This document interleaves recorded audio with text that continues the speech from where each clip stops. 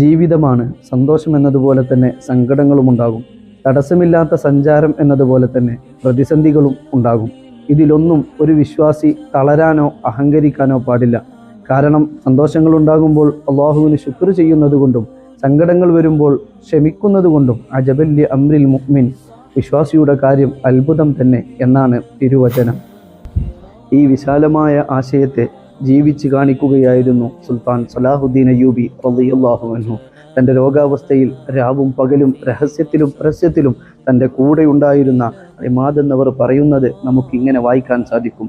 വസുൽത്താനു കുല്ലമാ സാദ അലമുഹു സാദ ഫീ ലുത്ഫില്ലാഹി അമലു.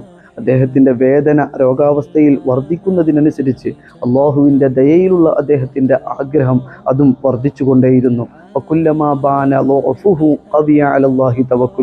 അദ്ദേഹത്തിൻ്റെ ബലഹീനത അദ്ദേഹത്തിന് ബോധ്യപ്പെടുന്നതിനനുസരിച്ച് ഞാൻ അള്ളാഹുവിലേക്ക് ആശ്രിതനാണെന്ന ബോധം ശക്തിപ്പെട്ടുകൊണ്ടേയിരുന്നു.